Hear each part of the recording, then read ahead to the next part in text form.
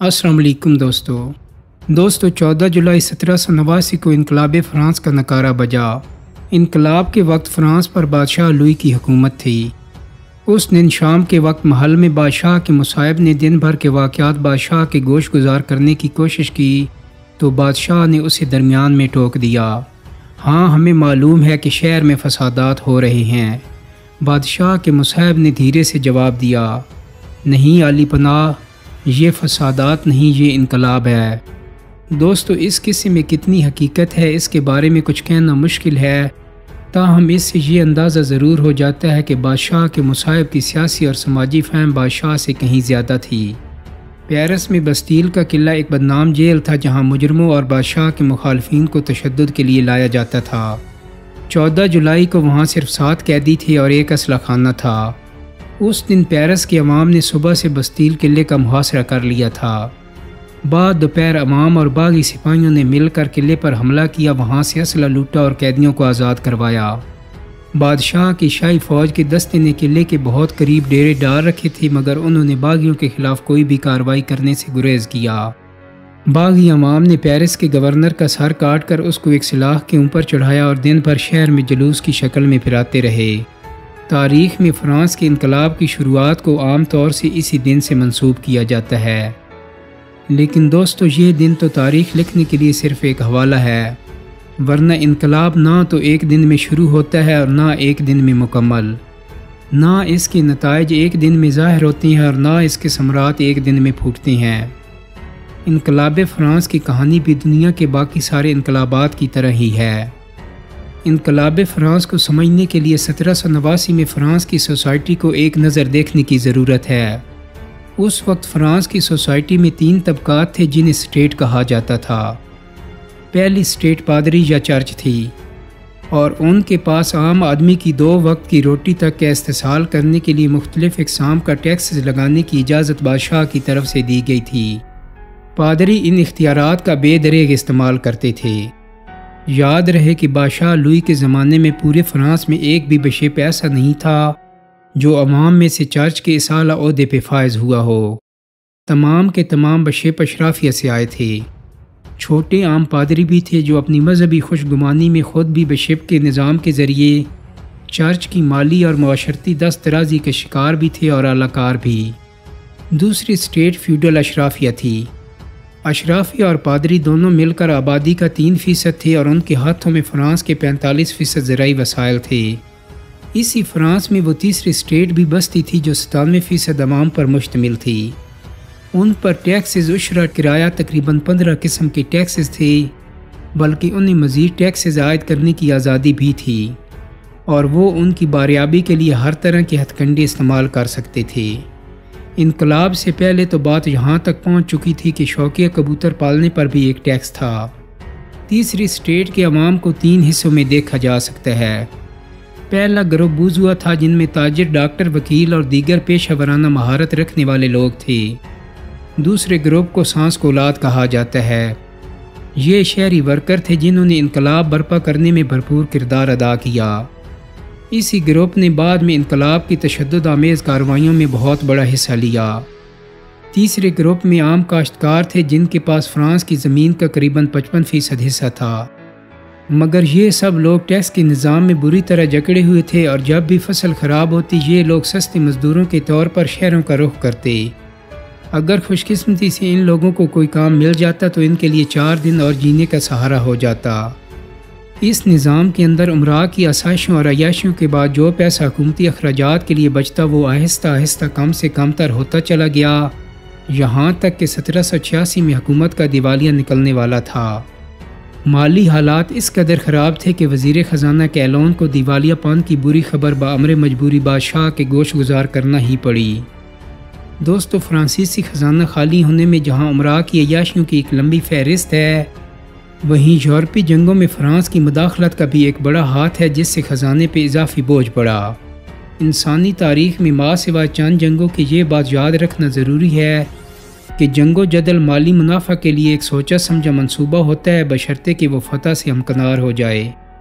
اس تناظر میں جب خزانہ خالی ہو گیا تو تینوں اسٹیٹ کے خصوصی نمائندگان کی کانفرنس بلائی گئی تاکہ نظام کی اصلاح کی جا سکے۔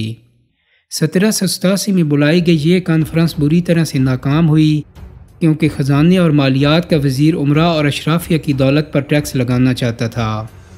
تیسری اسٹیٹ کے تمام عوام اس تجویز کے حق میں تھے، جبکہ فیوڈل اشرافیہ اور چرچ دونوں کو ٹیکس دینا نامنظور تھا۔ اسی تجویز کے دوسرے حصے میں وہ فیوڈل امراء کی زمینوں اور غرباء کے چھوٹے چھوٹے رقبوں پر بھی ٹیکس عائد کرنا چاہتا تھا۔ اس خیال کو تینوں کلاسوں نے مسترد کر دیا۔ اس کانفرنس کے بعد وزیر خزانہ کیلون کو برطرف کر کے ملک بدر کر دیا گیا۔ وزیر خزانہ کیلون کی ملک بدری کے بعد نئے آنے والے وزیر خزانہ کی ایما پر اکٹھی ہونے والی اسمبلیاں بھی بے نتیجہ رہیں۔ بالآخر 3 مئی 1789 کو تمام اسٹیٹ نمائندوں کو جنرل اسمبلی میں ایک بار پھر اکٹھا کیا گیا۔ یہاں فرانس کے قومی نظام میں اصلاحات کے بارے میں فیوڈل اشرافیہ اور چرچ کا رویہ تو ایک طرف رہا، اس بات پر بھی اتفاق نہ ہو سکا کہ ووٹ کی نوعیت کیا ہوگی۔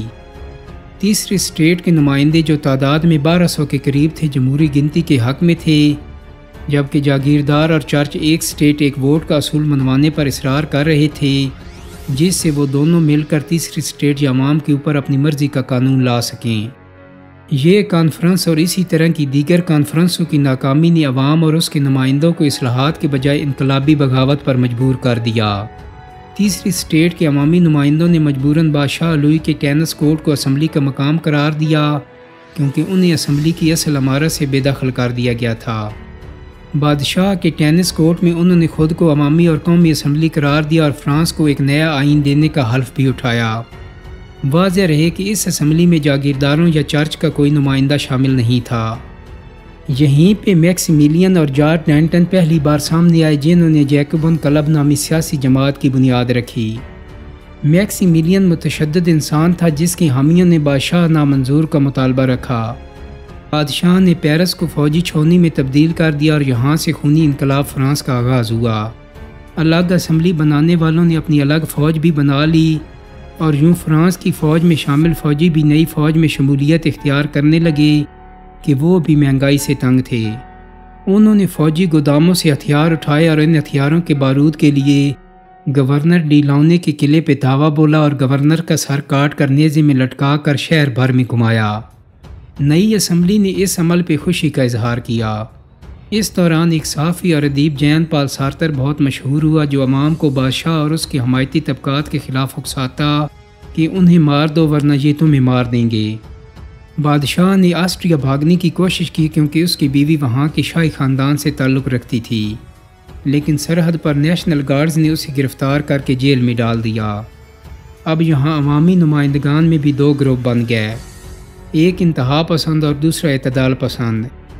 انتہا پسندوں کا ماننا تھا کہ بادشاہ اور ملکہ کو لٹکا دیا جائے، جبکہ اعتدال پسند کہتے تھے کہ بادشاہ کو بنا اختیار کے علامتی عہدے پہ رہنے دیا جائے۔ ایک روز انتہا پسندوں نے جیل کے باہر پھانسی کے لیے احتجاج کیا تو نیشنل گارڈز نے ان پر گولیوں کی بوچھار کر دی اور یوں کئی احتجاجی مارے گئے اور انقلابی 2 حصوں میں تقسیم ہو گئے۔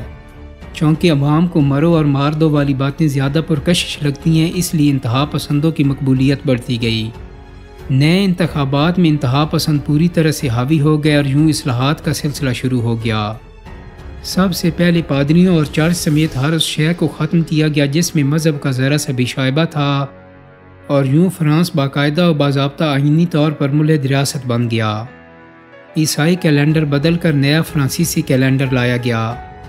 حب الوطنی کے نام پر حکومت مخالف لوگوں کو پابند سلاسل کیا گیا اور یوں ایک وقت آیا جب جیلوں میں قیدی رکھنے کی گنجائش ہی نہ بچی۔ پڑوس کے تمام ممالک سے حالات کشیدہ ہو چکے تھے۔ پڑوسیوں کو لگتا تھا کہ یہ انارکی ان کی بادشاہت کے لیے بھی خطرہ ہو سکتی ہے، لہٰذا فرانس ہر وقت حالت جنگ میں ہی رہتا۔